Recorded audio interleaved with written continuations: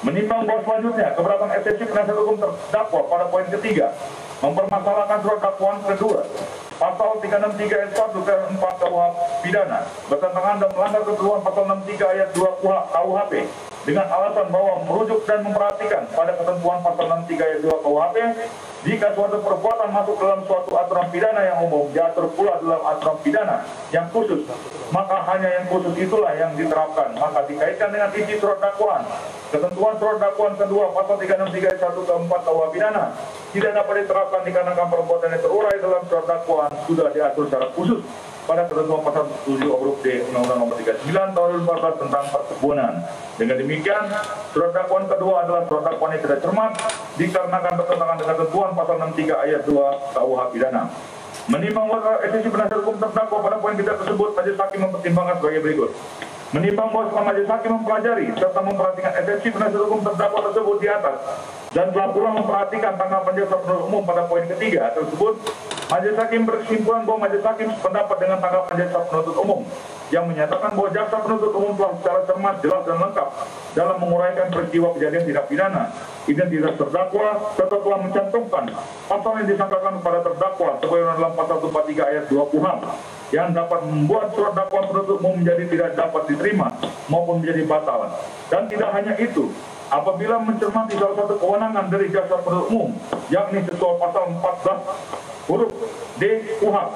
membuat surat dakwaan berdasarkan hasil penyelidikan yang dilakukan penyidik setelah dinyatakan lengkap dan dapat dilakukan penuntutan, perumusan surat dakwaan tersebut sepenuhnya adalah kewenangan jaksa penuntut umum, termasuk dalam menentukan pasal-pasal yang didakwakan. Jaksa penuntut umum juga berwenang menentukan pasal yang dianggap sesuai dengan hasil penyidikan dan alat bukti yang sah. Menimbang bahwa untuk itu, mengenai keberatan eksepsi penasihat hukum terdakwa tersebut menurut majelis hakim haruslah dibuktikan dalam pemeriksaan pokok perkara apakah jaksa penuntut umum telah salah menerapkan hukum, menerapkan pasal dalam surat dakwaannya. Sehingga demikian, sudah kewajiban bagi jaksa penuntut umum untuk membuktikan perbuatan terdakwa telah sesuai dengan uraian dakwaan serta pasal-pasal yang telah diterapkan oleh jaksa penuntut umum bahwa terdakwa telah melakukan perbuatan tindak pidana. Dengan demikian, apa yang menjadi keberatan eksepsi penasihat hukum terdakwa pada poin kita tersebut sangatlah tidak beralasan dan haruslah dinyatakan ditolak. Menimbang bahwa selanjutnya pada keberatan eksepsi penasihat hukum terdakwa pada poin keempat, yakni tentang surat dakwaan pertama atau kedua tidak jelas dan tidak lengkap dalam menguraikan hubungan antara terdakwa dengan saksi Hermanus dalam hal menyuruh melakukan dengan alasan sebagai berikut. Bahwa surat dakwaan pertama atau dakwaan kedua penuntut umum menguraikan bahwa saksi Hermanus bertemu dengan di portal di pos 1 dekat gorong-gorong dan saat itu terdakwa mengatakan, gini ya, saya sudah bagi-bagi lahan dan buat kamu 1 hektar. Kalau sudah masak, kita panen sendiri-sendiri. Bahwa jika redaksional itu disampaikan oleh terdakwa kepada saksi Hermanus, maka dakwaan penuntut umum adalah dakwaan yang mengandung kekaburan sebab tidak diuraikan dengan jelas. Bahwa ketidakjelasan dan ketidaklengkapan dalam menguraikan kualifikasi perbuatan, uraian dalam surat edaran Jaksa Agung nomor SE/004/JA garing 093 tentang pembuatan surat dakwaan angka 4 dan 5 menjelaskan bahwa secara material suatu surat dakwaan dipandang telah memenuhi syarat apabila surat dakwaan tersebut telah memberi gambaran secara bulat dan utuh. Bila mana kapan tindak pidana dilakukan, bagaimana tindak pidana tersebut dilakukan. Sehingga jika mengacu pada surat edaran Jaksa Agung tersebut tentang pembuatan surat dakwaan, maka surat dakwaan penuntut umum in casu adalah dakwaan yang tidak jelas dan tidak lengkap sehingga harus dinyatakan batal demi hukum.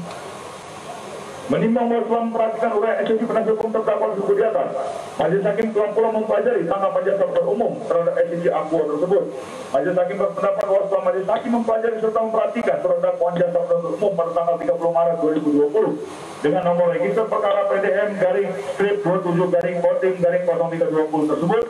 ternyata apa yang menjadi keberatan penasihat hukum terdakwa tersebut di atas telah diuraikan oleh jaksa penuntut umum secara cermat, jelas dan lengkap sebagaimana yang diisyaratkan pasal 43 ayat 2 huruf A dan huruf B KUHP dan mengenai kronologisnya atau peristiwa hukumnya. Menurut majelis hakim, jaksa penuntut umum telah menguraikan secara jelas sehingga tidak ada alasan bagi majelis dapat menyatakan surat dakwaan jaksa penuntut umum menjadi batal hukum sebagaimana yang diisyaratkan pasal 43 ayat 2 huruf B KUHP. Untuk itu sudah seharusnya penasihat hukum terdakwa membuktikan semua keberatannya dalam pemeriksaan pokok perkara. Apakah tuduhan jaksa penuntut umum tersebut adalah tidak benar atau sebaliknya? jasa penuntut umum yang dapat membuktikan bahwa terdakwa bersalah sesuai surat dakwaan jasa penuntut umum tersebut, sehingga dengan demikian terhadap esensi penasihat hukum terdakwa pada poin keempat sangat tidak beralasan dan harus dinyatakan ditolak. Menimbang bahwa selanjutnya terhadap esensi penasihat hukum terdakwa pada poin kelima yang mempermasalahkan mengenai surat dakwaan pertama tidak cermat karena disusun tidak sesuai dengan berkas perkara penyidikan dengan alasan sebagai berikut. Menimbang bahwa terhadap esensi penasihat hukum terdakwa tersebut di atas, majelis hakim mempertimbangkan sebagai berikut. Menimbang bahwa setelah majelis hakim mempelajari berkas perkara serta dihubungkan dengan uraian dakwaan jasa penuntut umum tersebut di atas, majelis hakim berpendapat bahwa terhadap esensi akuo sama dengan esensi sebelumnya pada poin ketiga tersebut di atas, yang mana mengenai penasihat hukum terdakwa mempermasalahkan mengenai penerapan hukum yang telah dilakukan oleh jasa penuntut umum adalah tidak cermat karena tidak disusun tidak sesuai dengan berkas perkara penyidikan. Dan di dalam esensi pada poin ketiga tersebut di atas, majelis hakim telah mendomani ketentuan pada pasal 14 huruf D KUHP, yang mana jasa penuntut umum dalam membuat surat dakwaan berdasarkan hasil penyidikan yang dilakukan penyidik setelah dinyatakan lengkap dan dapat dilakukan penuntutan, perumusan surat dakwaan tersebut sepenuhnya adalah kewenangan jaksa penuntut umum, termasuk dalam menentukan pasal-pasal yang didakwakan. Jaksa penuntut umum juga berwenang menentukan pasal yang dianggap sesuai dengan hasil penyidikan dan alat bukti yang sah. Sehingga dengan demikian tidak ada alasan bagi penasihat hukum terdakwa mempermasalahkan penerapan hukum yang telah disusun oleh jaksa penuntut umum dalam surat dakwaannya dan mengenai tidak ada keterkaitan antara surat dakwaan dengan hasil penyidikan yang dilakukan oleh penyidik menurut majelis hakim tidaklah menjadi suatu alasan dapat menjadikan surat dakwaan jaksa penuntut umum menjadi batal demi hukum, dikarenakan hasil dan penyidikan pihak kepolisian telah dituangkan dalam berita acara penyidikan, dan hal tersebut adalah landasan bagi jaksa penuntut umum untuk membuat surat dakwaan secara cermat, jelas dan lengkap sebagaimana ketentuan pasal 23 ayat 2 huruf A dan huruf B. Jika dengan demikian terhadap esensi penasihat hukum terdakwa pada poin kelima menurut majelis hakim sangatlah tidak beralasan dan harus dinyatakan ditolak. Menimbang bahwa selanjutnya mengenai esensi penasihat hukum terdakwa pada poin ke-6 yang mempermasalahkan bahwa terdakwa pada saat ditetapkan sebagai tersangka pada tingkat penyidikan tidak mendapatkan bantuan hukum atau tidak didampingi oleh penasihat hukum. Menimbang bahwa terhadap keberatan atau esensi penasihat hukum terdakwa tersebut di atas dan telah pula memperhatikan tanggapan jasa penuntut umum tersebut di atas, majelis hakim berpendapat bahwa setelah majelis hakim mempelajari berkas perkara akuo, majelis hakim telah memeriksa berupa surat pernyataan yang dibuat oleh terdakwa di atas mata Rp 6.000 yang mana terhadap surat pernyataan tersebut dibuat oleh terdakwa pada tanggal 7 Maret 2020.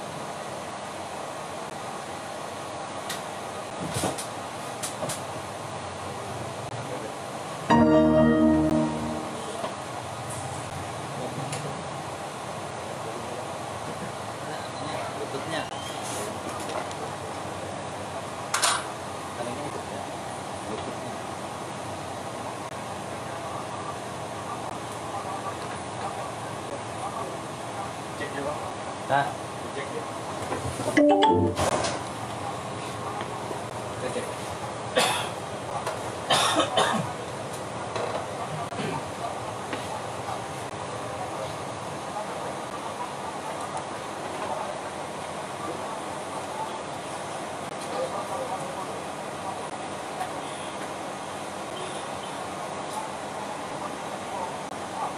yaitu tidak diuraikan secara jelas dan tidak lengkap sehingga dakwaan jadi kabur auskuliber dan perbuatan didakwakan bukanlah merupakan perbuatan pidana melainkan perdata. Menimbang bahwa terhadap esensi penasihat hukum terdakwa yang paling prinsip tersebut di atas mengenai surat dakwaan jasa penuntut umum disusun secara tidak cermat, jelas dan lengkap sebagaimana ketentuan pasal 43 ayat 2 huruf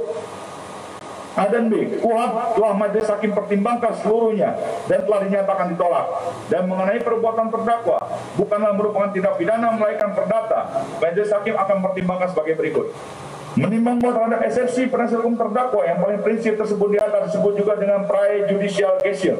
dengan alasan perbuatan terdakwa James Scott alias James bin Ati bukanlah merupakan ruang lingkup hukum pidana melainkan ruang lingkup hukum perdata. Menimbang bahwa karena keberatan atau eksepsi dari penasihat hukum terdakwa adalah berkaitan dengan prejudicial gesture, maka terlebih dahulu majelis hakim akan menguraikan pengertian prejudicial gesture tersebut. Menurut istilah hukum, Pokema Andrea adalah sengketa yang diputuskan terlebih dahulu dan membawa suatu keputusan untuk perkara di belakang. Menimbang bahwa di Indonesia, prejudicial gesture diatur dalam surat edaran Mahkamah Agung SEMA nomor 4 tahun 1980. Dalam SEMA disebutkan Satu, prejudicial gesture ada yang merupakan suatu prejudicial action. Prejudicial action, 3 dalam hal ini di mana diputuskan tuntutan perdata dulu sebelum dipertimbangkan penuntutan pidana. 4, question judicial judgment, menyangkut permasalahan yang diatur dalam pasal 81 KUHP. Pasal tersebut sekadar memberi kewenangan, bukan kewajiban kepada hakim pidana untuk menangguhkan pemeriksaan menunggu adanya putusan hakim perdata mengenai persengketaan. 5, diminta perhatian bahwa andaikan hakim tidak mempergunakan lembaga hukum ini, hakim pidana tidak terikat pada putusan hakim perdata yang bersangkutan seperti dinyatakan dalam peraturan Mahkamah Agung nomor 1 tahun 1956. Menimbang bahwa untuk mengenai hubungan pengadilan perdata dan pengadilan pidana, telah terbit juga peraturan Mahkamah Agung nomor 1 tahun 1996 yang dimaksudkan untuk menghilangkan keraguan-raguan mengenai hubungan antara pengadilan perdata dan pengadilan pidana, di mana dalam perma tersebut pasal 1 menyatakan apabila dalam pemeriksaan perkara pidana harus diputuskan adanya suatu hal perdata atas suatu barang atau tentang suatu hubungan hukum antara dua pihak tertentu, maka pemeriksaan perkara pidana dapat ditangguhkan untuk menunggu suatu putusan pengadilan dalam pemeriksaan perkara perdata tentang adanya atau tidaknya hak perdata itu. Pasal 2 menyatakan pertanggungan pemeriksaan perkara pidana ini dapat sewaktu-waktu dihentikan apabila dianggap tidak perlu lagi. Pasal 3 menyatakan pengadilan dalam pemeriksaan perkara pidana tidak terikat oleh suatu putusan pengadilan dalam pemeriksaan perkara perdata tentang adanya atau tidak adanya suatu hak perdata tadi. Menimbang berdasarkan ketentuan tersebut di atas, terhadap nota keberatan untuk eksepsi penasihat hukum terdakwa yang menyatakan adanya prejudicial gesture, adanya persengketa hak pemilikan atas tanah dan tanaman yang dimaksud yang berkaitan dengan perkara pidana akuo, majelis hakim berpendapat bahwa sesuai dengan ketentuan pasal 1 peraturan Mahkamah Agung nomor 1 1996 yang menyatakan bahwa apabila dalam pemeriksaan perkara pidana harus diputuskan hal adanya suatu hal perdata atas suatu barang atau tentang suatu hubungan hukum antara dua pihak tertentu, maka pemeriksaan perkara pidana dapat dipertangguhkan untuk menunggu suatu putusan pengadilan dan putusan perkara perdata tentang adanya atau tidaknya hak perdata itu. Kata dapat dalam ketentuan pasal 1 perma tersebut menurut majelis hakim adalah tidak merupakan suatu kewajiban atau suatu keharusan untuk menangguhkan perkara pidana akuo. Artinya majelis hakim diperbolehkan untuk melanjutkan pemeriksaan perkara pidana akuo tanpa menunggu putusan perkara perdatanya. Menimbang bahwa mengenai hal tersebut juga telah dikuatkan oleh ketentuan pasal 3 perma nomor 1 tahun 1996 tersebut yang menyatakan bahwa pengadilan dan pemeriksaan perkara pidana tidak terikat oleh suatu putusan pengadilan dalam pemeriksaan perkara perdata tentang adanya atau tidak adanya suatu hak perdata tadi. Menimbang bahwa berdasarkan surat edaran Mahkamah Agung perma nomor 1480 dalam sema tersebut disebutkan prejudicial gesture ini ada yang merupakan suatu prejudicial action dan question prejudicial judgment, di mana prejudicial action yaitu mengenai perbuatan pidana tertentu yang disebut dalam undang-undang hukum pidana antara lain pasal 284 KUHP yang dalam hal ini di mana diputuskan tuntutan perdata dulu sebelum dipertimbangkan penuntutan, di mana sedangkan question prejudicial judgment menyangkut permasalahan diatur dalam pasal 81 KUHP. Pasal tersebut sekadar memberi kewenangan, bukan kewajiban kepada hakim pidana untuk menangguhkan pemeriksaan menunggu adanya putusan hakim perdata mengenai persengketaan. Menimbang bahwa setelah majelis hakim meneliti dan mencermati nota keberatan atau eksepsi dari penasihat hukum terdakwa, tidak disebutkan secara jelas termasuk prejudicial gesture yang mana yang dimaksud dalam keberatan atau eksepsi tersebut. Apabila termasuk dalam prejudicial action telah menyebutkan tindak pidana tertentu yaitu pasal 284 KUHP tentang perzinahan sebagai contoh prejudicial gesture, sedangkan apabila termasuk prejudicial judgment menyangkut permasalahan yang diatur dalam pasal 81 KUHP yang berbunyi penundaan penuntutan pidana berhubungan dengan adanya perselisihan prajudisial, penunda kadaluarsa. Pasal tersebut sekedar memberi kewenangan, bukan kewajiban kepada hakim pidana untuk menangguhkan pemeriksaan menunggu adanya putusan hakim perdata mengenai persengketaan, sehingga dari ketentuan tersebut majelis hakim berpendapat bahwa penangguhan pemeriksaan pidana menunggu adanya putusan hukum perdata adalah merupakan suatu kemenangan semata, bukan suatu keharusan atau kewajiban yang mutlak harus dilaksanakan oleh hakim pidana. Artinya hakim pidana berwenang untuk menangguhkan ataupun melanjutkan perkara pidana tersebut sekalipun sedang diperiksa perkara perdatanya. Menimbang bahwa hal tersebut juga dipertegas lagi dalam poin selanjutnya dari surat edaran Mahkamah Agung nomor 4 tahun 1980 yang menyebutkan bahwa diminta perhatian bahwa andaikan hakim hendak mempergunakan lembaga hukum ini, hakim pidana tidak terikat pada putusan hakim perdata yang bersangkutan seperti dinyatakan dalam peraturan Mahkamah Agung nomor 1 tahun 1956. Menimbang bahwa selain itu mengenai materi prejudicial gesture yang dimaksud dalam keberatan atau eksepsi penasihat hukum terdakwa tersebut, majelis hakim berpendapat bahwa untuk membuktikan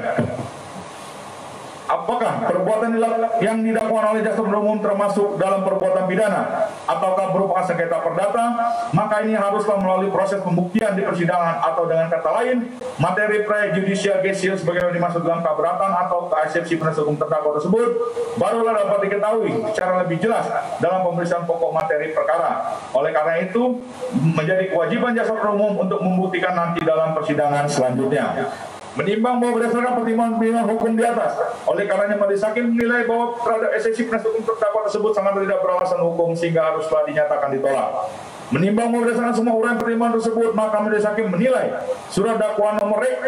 perkara PDN 27/Kodim/0320 tanggal 30 Maret 2020 tersebut di atas telah memenuhi semua syarat material sebagaimana dimaksud dalam pasal 143 ayat 2 huruf A dan B KUHP, sehingga majelis hakim menilai tidak terdapat cukup alasan yang kuat untuk mengabulkan keberatan eksepsi dari penasihat hukum terdakwa tersebut. Oleh karenanya, keberatan eksepsi dari penasihat hukum terdakwa tersebut haruslah ditolak seluruhnya.